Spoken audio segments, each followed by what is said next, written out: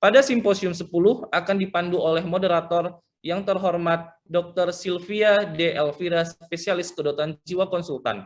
Sebelumnya, izinkan saya akan membacakan kurikulum vitae beliau terlebih dahulu. Dr. Sylvia D. Elvira, spesialis kedokteran jiwa konsultan, beliau lahir di Jakarta tanggal 13 November 1959. Kemudian telah menempuh pendidikan di Fakultas Kedokteran UI pada tahun 1979 hingga 1985 dan melanjutkan pendidikan dokter spesialis kedokteran jiwa Departemen Psikiatri FKUI RSCM pada tahun 1989 hingga 1992. Dan pada tahun 2005 melanjutkan konsultan psikoterapi. Saat ini beliau menjadi staf pengajar di Divisi Psikoterapi Departemen Psikiatri Fakultas Kedokteran UI RSCM dari tahun 1994 hingga sekarang. Baiklah, langsung saja saya persilahkan kepada Dr. Sylvia dengan hormat. Ya. Assalamualaikum warahmatullahi wabarakatuh. Terima kasih Dokter Bapak MC atas kenalan dan introduksinya. Baiklah, kita langsung mulai karena waktu kita terbatas. Saya akan memulai dengan pembicara pertama, yaitu Dr. Nalini Muhdi, yang saya akan membacakan dulu kurikulum vitae-nya. Mohon ditayangkan.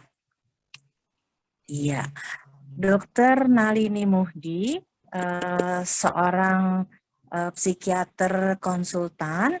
Beliau, kok nggak bisa digedein ya? Saat ini bertugas sebagai staf pengajar, staf pengajar di Fakultas Kedokteran Universitas Airlangga di Departemen Psikiatri. Beliau menempuh pendidikan sebagai psikiater, lalu kursus tentang women mental health di Australia selama 6 bulan, ya, dan kalau di kalangan psikiatri sudah kenal bahwa Dr. Nalini adalah seorang ahli women mental health. Jadi kita mendapat kehormatan ini siang ini akan mendengarkan atau melihat Dr. Nalini mempresentasikan makalahnya. Silakan Dr. Nalini, 20 menit ya. Terima kasih. Assalamualaikum warahmatullahi wabarakatuh. Selamat sore para senior dan teman-teman sejawat sekalian. Terima kasih khususnya kepada Dr. Sylvia Detri yang sudah bersedia menjadi moderator di sini. Ya, segera saja akan saya share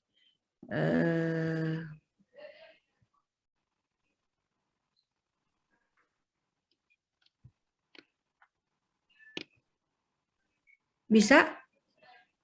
Sudah jelas. Sudah terlihat. Sudah terlihat ya. Oke. Terima kasih suaranya Dr. Pepi sama Dr. Eti ini. Selamat ulang tahun. Saling besar.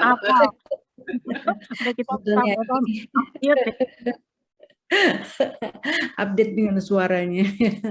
Ya, sebetulnya ini bukan sesuatu yang wah gitu dan bukan sesuatu yang ilmu baru terdengar gitu, pasti udah mendengar gitu ya, tapi kan saya dikasih judul ini gitu, jadi saya lebih ke overview aja itu apa, kenapa kok ada women's mental health ya, itu aja masalahnya yang akan saya share.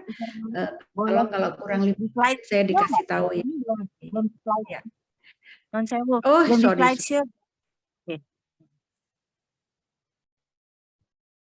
Ya, oke, terima kasih. Yaitu tantangan dan peluang, manfaat pengembangan layanan kesehatan jiwa bagi perempuan dan ibu. Ya, women's mental health atau kesehatan mental perempuan ya. Kenapa kok nggak mental health saja? Kenapa kok perempuan itu minta diistimewakan dengan adanya women's mental health? Kenapa tidak men's mental health? Sebetulnya ada ya, men's mental health itu ada. Saya juga punya beberapa referensi atau textbooknya, tapi memang tidak berkembang sejauh perempuan gitu ya, pada perempuan. Karena apa? Apakah karena perempuan memang lemah secara mental dibanding laki-laki, fisik dan mental ya, khususnya mental. Kita melihatnya bukan dari sisi itu ya, tapi banyak hal gitu. Kalau bahwa secara fisik memang mungkin perempuan memang lebih secara fisik lebih kurang kuat dibanding laki-laki karena struktur otot-otot, tulang dan sebagainya ya. Tapi secara mental apakah memang perempuan lebih lemah secara apa? Original gitu ya, secara konstitusinya belum tentu ya. Karena faktanya ini ya bahwa jumlah perempuan lebih banyak dibanding laki-laki ya, terutama adalah perempuan di masa reproduktif. Karena saya pernah membaca suatu survei yang diadakan oleh internasional bahwa ternyata perempuan itu kalau masa kanak-kanak lebih banyak ya, tapi kemudian mereka mendapatkan apa ya, apalagi di rural gitu, di desa-desa mereka lebih banyak kurang mendapatkan suatu pengobatan kalau sakit ya, sehingga banyak berguguran gitu. Oh, perempuan lebih banyak, sorry. Ketika masa reproduktif itu hampir sama, tapi ketika masa tua nanti lansia maka kembali perempuan lebih banyak. Jadi itu yang menyebabkan ya orang selalu kalau secara joke gitu bahwa kenapa laki-laki boleh kawin lagi? Oh, karena jumlah perempuan paling lebih banyak daripada laki-laki. Ya nggak apa-apa, kawinilah perempuan-perempuan tua ya. Karena itu yang jumlahnya proporsinya lebih banyak dibanding laki-laki, yaitu lansia perempuan. Kemudian peran-peran sosial cultural ya, nanti saya jelaskan juga pola asuh. Perempuan lebih dititik beratkan kepada bahwa dia harus submisif, harus nurut, nurturing dan sebagainya dibanding laki-laki. Kemudian secara biologik, struktur biologik dan anatomi juga ada perbedaan sedikit ya. Tapi secara biologik yang sifatnya neurotransmitter itu cukup banyak ya dan hormonal. Kemudian pengalaman-pengalaman trauma pada perempuan itu lebih banyak dibanding laki-laki, terutama secara relatif ya, karena ya itu tadi bahwa kemudian karena perempuan nggak boleh mengeluh, dia biasanya keep gitu ya, tidak bisa melawan juga. Kemudian akses finansial yang lebih sulit dan lebih kurang ya dibanding laki-laki yang memang ditakdirkan untuk bekerja hidupnya, dan kemudian overburden pada perempuan. Perempuan dan kesehatan mental, ya ini stereotype juga ya. Di banyak dunia ya, termasuk di Jepang sampai sekarang ya, pasien dan dokter itu memang lebih banyak diasumsikan sebagai laki-laki ya. Kalau perawat itu perempuan. Makanya kalau di Jepang bahwa selalu bowing ya, selalu menyembah gitu kalau ada menunduk ya sampai 90 derajat kalau perempuan dengan dokter laki-laki khususnya ya. Apalagi di daerah-daerah rural atau negara-negara berkembang bahwa masih ada suatu belum berkembang bahwa ternyata dalam literatur itu asumsinya seringkali dianalogikan dengan laki-laki, tapi mungkin sekarang sudah mulai bergeser ya. Dan terapi pada mental health itu atau fisik bahkan ya itu masih one size fits all ya. Tidak dibedakan untuk laki-laki, untuk perempuan ya, baik itu terapi dosis obat maupun terapi-terapi yang lain. Khususnya dalam mental health ya, ada psikoterapi dan sebagainya. Mungkin Dr. Pepi tahu itu. Faktanya perempuan paling banyak mendapatkan terapi kesehatan mental ya. Fakta ini bahwa yang datang ke pusat-pusat klinik konsultasi atau klinik kesehatan mental itu kebanyakan adalah perempuan. Ya, ini memang karena perempuan itu bisa dalam depresi, ya, depresi terutama mood disorder itu 2 kali lebih banyak menderita mood disorder dibanding laki-laki karena ada sirkuit, nanti saya jelaskan ya, sirkuit dari brain anatomi dan juga HPA akses, HPG akses dan sebagainya. Tapi juga di samping itu, karena perempuan itu punya, ya mungkin Allah itu atau Tuhan itu maha adil ya, perempuan lebih banyak menderita, tapi dia juga diberi secara sosial budaya untuk lebih bisa mengekspresikan perasaannya, ya. Perempuan dari kecil boleh mengatakan aku suka, aku takut, aku malu dan sebagainya, dibanding laki-laki mendapatkan pola asuh yang dikritik bahwa perempuan, laki-laki nggak boleh ngeluh, nggak boleh nangis dan sebagainya. Tapi sekarang dengan pendidikan pola asuh androgini itu sudah mulai bergeser juga, ya. Dan perempuan itu gengsinya lebih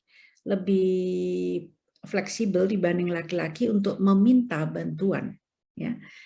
Kalau laki-laki datang ke dokter atau ke praktisi kesehatan mental itu biasanya umumnya sudah lebih ke moderate severe gitu. Perempuan mempunyai role play porsi besar dalam pengasuhan anak maupun merawat orang tua mereka yang sudah tua, ya. Dan ini biasanya dibebankan, ya. Banyak budaya yang menginginkan punya anak laki-laki dibanding perempuan karena itu menjadi tumpuan orang tuanya. Padahal dalam kenyataannya ketika orang tua itu sudah menua atau lansia, ya, dan sakit apalagi, maka biasanya yang punya role play lebih besar, porsi besar itu anak perempuannya, ya. Belum lagi dia pengasuhan, punya anak-anak, punya suami dan sebagainya. Tentu itu adalah burden, ya. Baik itu membawa dampak positif maupun negatif bagi kesehatan mental mereka. Karena itu juga ada banyak hal sosio-budaya, religi, ya, tentang punya anak, punya orang tua yang mesti diasuh dan sebagainya, itu tuh ada dampak positif maupun negatifnya. Kemudian struktur sosial dan budaya, saya kira kita lihat ya bahwa mindset male chauvinist yang masih terbangun dari sosial budaya kita itu masih kuat, ya, meskipun itu sekarang sudah lebih banyak perempuan yang bekerja, tapi mindset itu tetap masih banyak ada di dalam sosial budaya, terutama orang Timur, saya kira, ya, bukan hanya di Indonesia. Kemudian adalah anatomi otak dan adanya regulasi hormonal pada perempuan yang sedikit lebih rentan dan lebih berbeda dari laki-laki, ya, sedikit tapi berpengaruh, ya, yaitu dysregulasi sistem HPA, ya, dikaitkan dengan pengertian sentral dari perkembangan gangguan mood, itu keahliannya dari Dr. Nurmiati Amir, ya. Dan reseptor estrogen sangat luas didistribusikan melalui otak.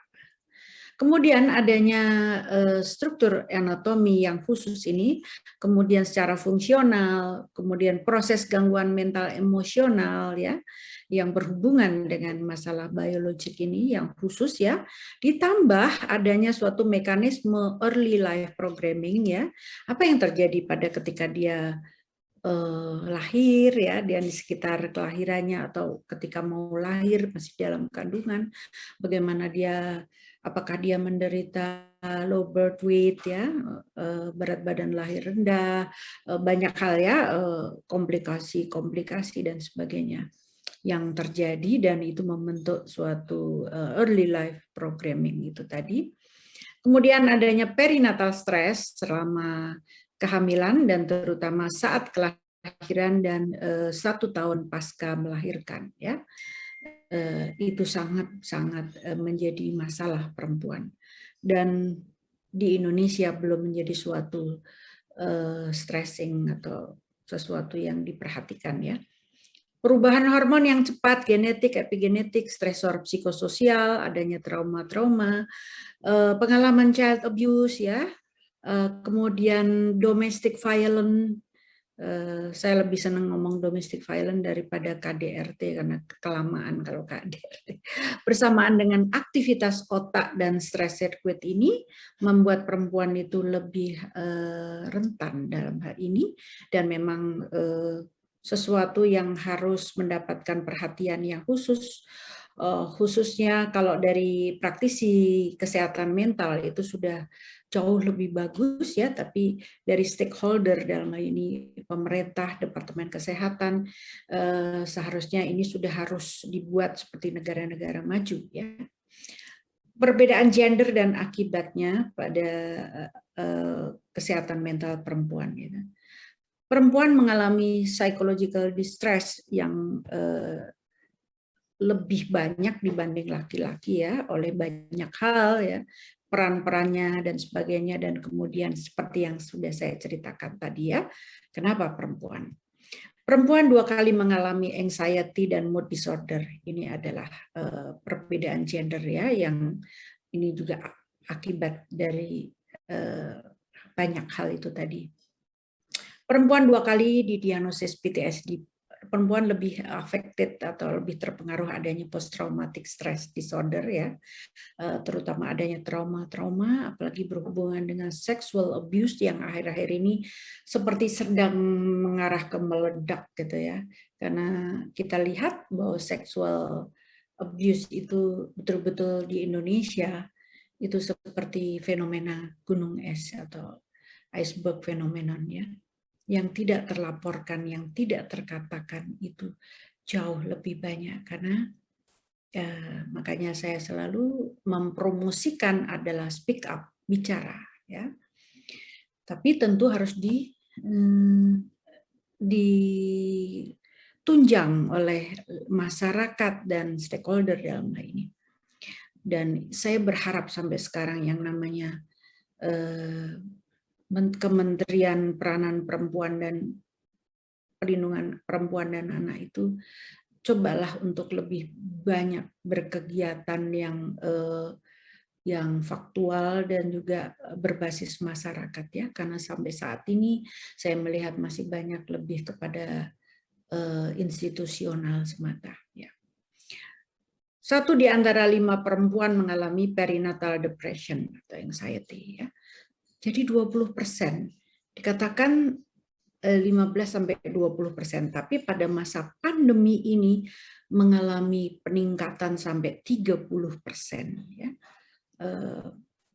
Perempuan mengalami depresi pasca melahirkan atau perinatal depression karena mereka sulit untuk mengakses fasilitas layanan kesehatan ya. Sampai kalau di negara-negara lain ya selain Indonesia itu dipopulerkan melahirkan sendiri di rumah ya, dan dipandu oleh telemedicine. Perempuan-perempuan di opname karena self harm lebih banyak ya, dan itu mendapatkan suatu stigma tertentu. Percobaan bunuh diri dilakukan lebih banyak oleh perempuan ya. Ini juga ada mekanismenya secara anatomi, secara di otak, tapi juga masalahnya perempuan itu lebih banyak ambivalensinya, ya, ragu-ragunya dia. Dibanding kalau laki-laki bukan percobaan bunuh diri lebih banyak, tapi sesuatu yang sifatnya completely ya, suicide, ya, complete suicide. Jadi tidak banyak dalam data untuk percobaan bunuh diri karena dia masuknya kebanyakan adalah sudah di kamar mayat, jadi committed suicide itu. Perempuan lebih banyak mengalami eating disorder, ini juga sesuatu yang kelihatannya tidak banyak di Indonesia, tapi sebetulnya banyak ya, cuman mereka tidak datang untuk meminta bantuan. Perempuan lebih banyak mengalami berbagai bentuk abuse, ini adalah kenyataan ya, apalagi di negara Asia termasuk Indonesia, bahwa apakah domestic violence ataukah violence against women ya, dari ini public violence itu lebih banyak dialami oleh perempuan dari sejak kecil sampai dewasa. Kemudian adalah pengaruh seks dan gender pada kesehatan mental ya, bahwa determinan biologis itu mempengaruhi ya, determinan sosial dan faktor-faktor resiko, akses perempuan ke layanan kesehatan mental. Saya baca saja, saya tidak menjelaskan, nanti nggak ada waktu. Pengalaman perempuan tentang pelayanan kesehatan mental termasuk keamanan ya. Ini kurangnya data dan riset mengenai kesehatan mental pada perempuan, stereotipikal dan stigma gender pada perempuan yang pernah atau sedang mengalami mental distress ya. Mereka distigma, ada stereotipikal bahwa wah dia minta perhatian, oh itu histerik ya, histrionik dan sebagainya, bahkan itu iatrogenik ya, dilakukan oleh psikiater sendiri ya. Padahal kita diajari juga bahwa setiap masalah itu case by case ya. Interseksi dengan kekerasan gender dan adanya trauma ini ada titik temunya ya. Diagnosis ya, apakah underdiagnosis, overdiagnosis, misdiagnosis, kemudian keterbatasan pilihan terapi, karena sekali lagi bahwa apalagi untuk hal-hal yang sifatnya misalnya perinatal ya, perinatal mood disorder itu tidak pernah ada riset yang sifatnya percobaan pada perempuan hamil atau pasca melahirkan, menyusui, tidak pernah, tapi selalu karena jumlah kasus yang dikumpulkan. Semakin sering obat itu dipakai, tentu itu lebih diketahui dia aman atau tidak. Ketidakadilan gender pada tenaga kerja kesehatan mental ya, bahkan kesehatan mental gitu. Kita tahu, saya tidak usah memberi contoh, sebetulnya saya ingin memberi contoh ya, tapi nanti waktunya. Pendidikan dan kesehatan mental yang male centric ya, bahwa apalagi di fakultas kedokteran. Fakultas kedokteran itu adalah menurut saya fakultas yang atau sekolah yang tidak ada male centric ya untuk tugas ya, karena baik misalnya koas perempuan maupun laki-laki jaganya sebulan 4 kali ya 4 kali semua, perempuan PPDS juga begitu, jaganya 5 kali ya 5 kali semua sebulan. Jadi tugas-tugas yang harus dikerjakan dia ya harus bisa dikerjakan oleh perempuan.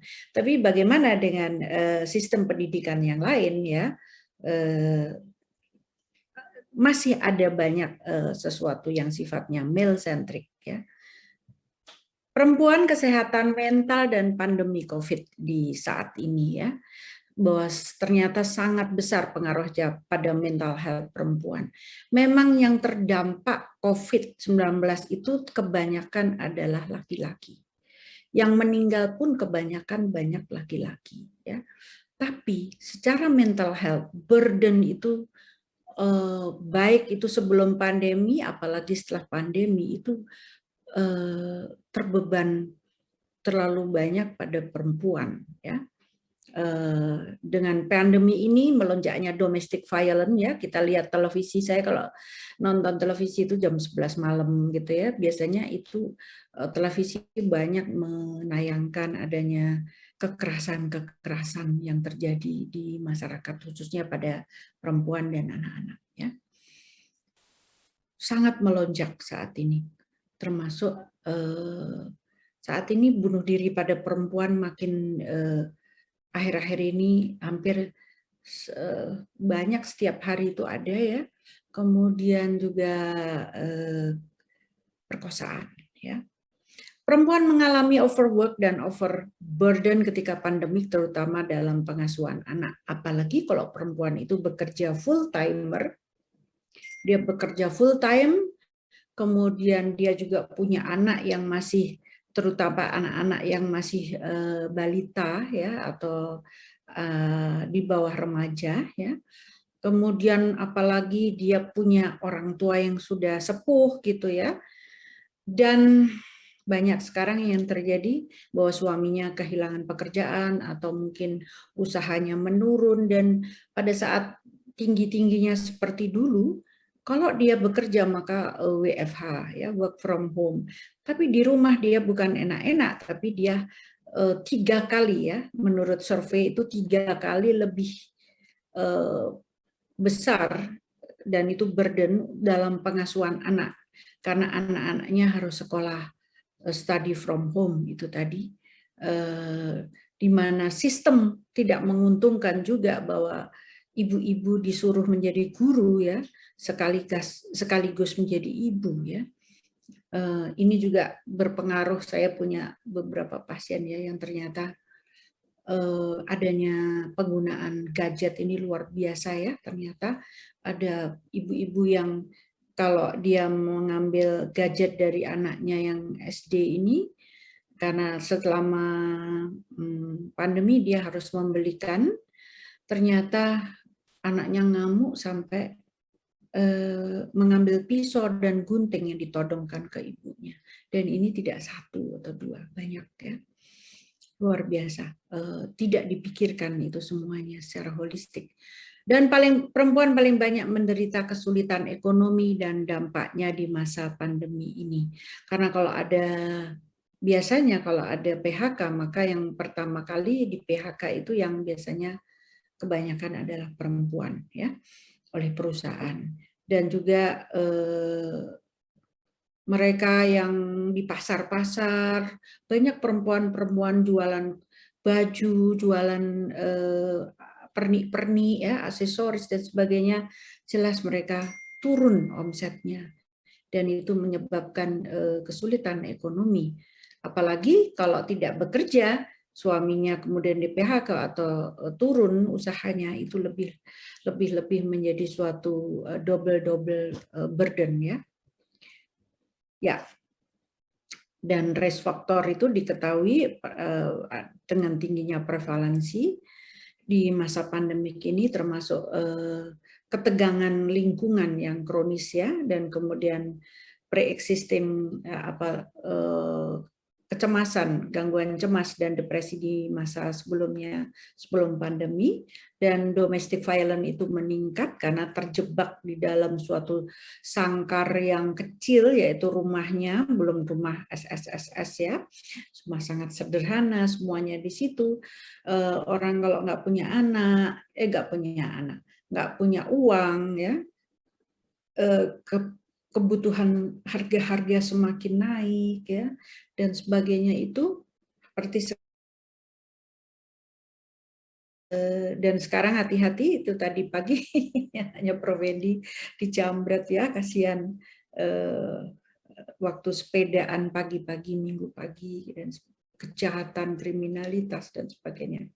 Itu menyebabkan suatu ketegangan sendiri pada perempuan. Belum dia harus ke pasar, ya. Pasar adalah kerumunan.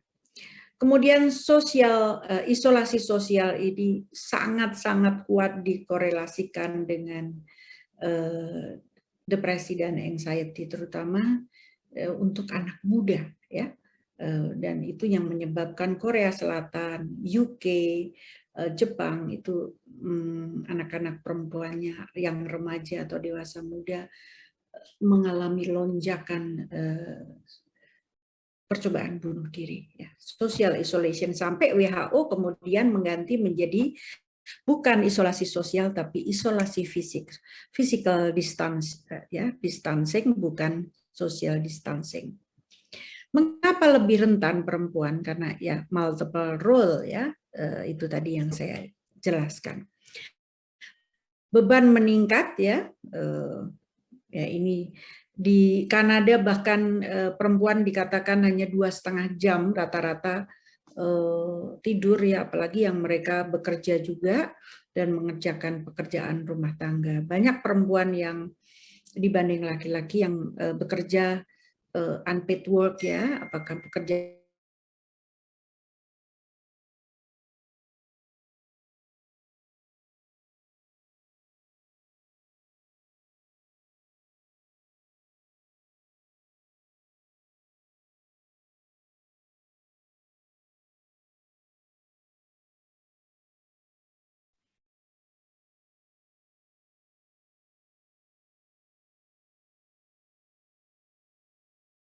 Bisa langsung udah dengar? Sudah dokter? Kita terdengar lagi, Sorry. Dokter Nana. Monggo.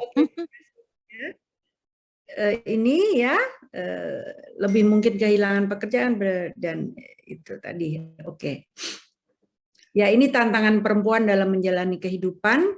Ya, ini banyak hal yang dihadapi, adanya prekonsepsi dan masalah fertilitas, ya, kemudian pregnancy, keguguran, postpartum, kemudian intimate partner violence, ya, kekerasan pada perempuan, baik domestic violence maupun di publik maupun dengan pasangan atau pacar. Kemudian parenting, masalah parenting, dan kemudian overloading dari pekerjaan kalau dia bekerja dan urusan rumah tangga dan mengakibatkan burnout. Ya, saya cepatkan saja. Gender dan determinan sosial dari mental health ya ini ya. Gender based diskriminasi, pengalaman mengalami kekerasan dan trauma, ketidakberuntungan secara finansial, banyak pekerjaan yang unpaid care, stereotip gender dan seksualisasi, hambatan mendapatkan layanan kesehatan, ya, ditambah dengan adanya determinan biologik, kultural, dan adanya diskriminasi dan ketidaksetaraan, ya, ini menyebabkan ini adalah penentu sosial dari apakah mental health pada perempuan bermasalah sangat banyak atau tidak. Jadi kita harus bergeser dari biomedical model menjadi model biopsikososial, kultural. Kekerasan pada perempuan ini ternyata dua arah ya, dengan gangguan kesehatan mental perempuan ya. Ini berkaitan banyak hal, makanya pada perempuan selalu saya bilang kepada PPDS selalu harus menanyakan tentang riwayat adanya kekerasan ya di masa lalu. Karena ini berkaitan. Kaitan antara kekerasan gender dan mental health sangat kompleks dan ini dua arah ya. Adanya gangguan mental dari pelaku dan korban dipakai sebagai alasan yang dimaklumi untuk terjadinya kekerasan pada perempuan. Jadi kalau katakanlah perempuan itu menderita bipolar ya, itu dipakai dan itu di excuse atau skizofrenia, diperkosa misalnya, itu pelakunya lebih di excuse ya. Wong perempuannya juga gitu ya, itu ketidaksetaraan itu. Masalah mental health pada korban dipakai untuk meniadakan pengalaman adanya kekerasan yang dialami. Ini makanya selalu harus kita sebagai apalagi yang psikiater baru ya harus digali. Dan ini ya, adanya gangguan diagnosis gangguan mental ini seringkali dipakai pelaku untuk melakukan abuse atau kontrol yang dominan ya, baik oleh caregivernya maupun oleh pasangannya. Perempuan sering mengalami kekerasan dan trauma justru dalam sistem kesehatan mental. Ini cerita lama di rumah sakit. Sorry itu saya karena di sini adalah orang close ya, close community di misalnya rumah sakit jiwa ya. Yang tapi moga-moga sekarang dengan adanya CCTV itu lebih berkurang. Gitu. Perempuan dalam pelayanan kesehatan mental, ya. 2 menit lagi, nggih. Faktor risiko dan gejala kurang dikenali sebagian diagnosis, ya. Seringkali pengalaman perempuan termasuk abuse itu ditiadakan gejalanya dan cenderung ada stigmatisasi pada diagnosis yang ditegakkan. Terapi sering kurang efektif dan mengabaikan efek samping yang signifikan, cenderung dipisahkan antara fisik dan psikologisnya, pemahaman yang terbatas dari dampak trauma dan kurang merasa aman untuk bisa menceritakan. Karena apalagi di UGD mau menceritakan tentang perkosaan dan sebagainya, pasti mikir ya, karena tidak diberikan suatu fasilitas tersendiri yang terpisah ya, itu yang nanti